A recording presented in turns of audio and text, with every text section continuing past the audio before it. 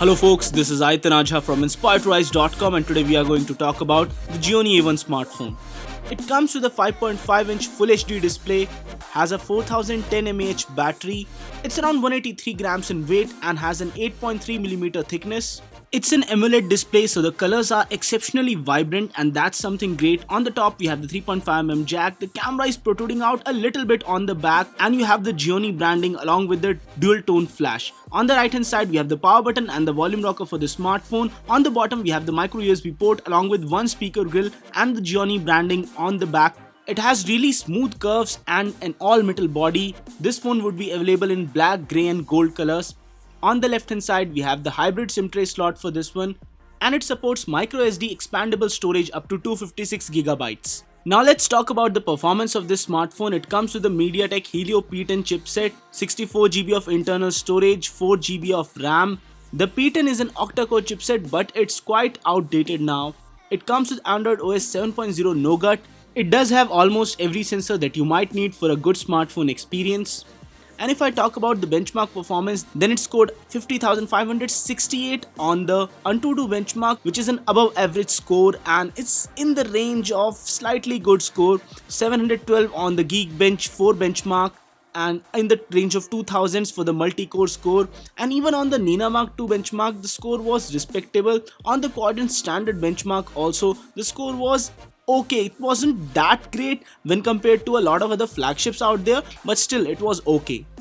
It has a 13 megapixel f2.0 aperture PDAF face detection autofocus camera with LED flash. The front camera on this device is the primary focus as it's a 16 megapixel front camera with a f2.0 aperture and 1/3 inch sensor size, which is huge, and in low light also the shots that I got from the camera were really great. The pixel size on this one is 1.12 micrometer. That's also great for your low light shots, and even while shooting 720p videos from the front camera or full HD videos from the primary camera, even in low light conditions the overall video quality was respectable, and I have done a camera sample video for this one, the link for which I would include in the description below. Feel free to watch that and judge the camera quality for yourself.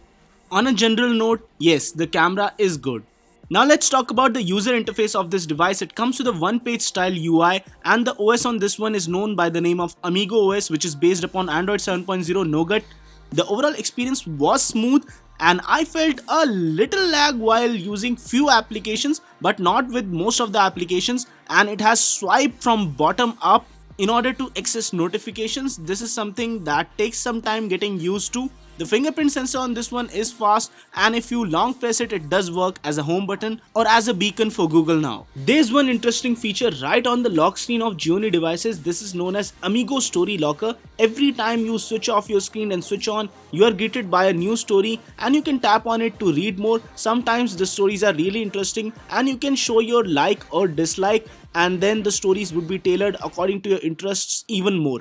Gaming on this device was good. I was able to play Grand Theft Auto San Andreas on maximum possible settings without any lag, but there were some jittery issues and artifacts and glitches in the game at some points of time, but overall the gameplay was really smooth, and I'm thankful that even after using something like the Helio P10 the gameplay was good, and maybe it's more to do with the optimization of the chipset. The temperature also while gaming did not go up to a really high extent, and the room temperature was 35 degrees, so if it goes up to 43 degrees after 10 to 15 minutes of gameplay, I consider it to be acceptable because it was already 35 degrees in the room.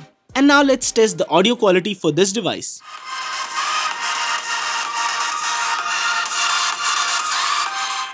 The audio output was acceptable. It is loud, though not very bass heavy, but it was loud and acceptable for a smartphone. The battery on this smartphone does last throughout the day on mixed usage or slightly heavy usage, but on really heavy usage or using internet all day long through a Jio SIM or 4G SIM, then the battery doesn't last that long.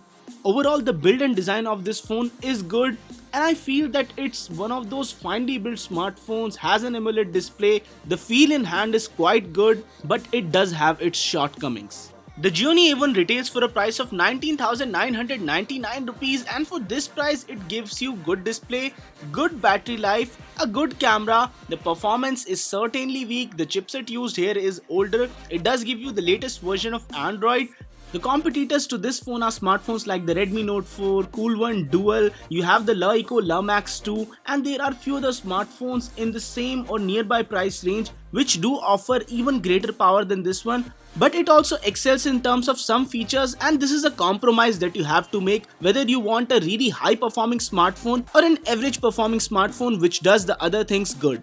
So guys, this was it for this video. In case you like this one, don't forget to smash that thumbs up button and don't forget to subscribe to our channel for more awesome videos like this. This is Ajha from inspiredtorise.com. Signing off folks, stay inspired to rise.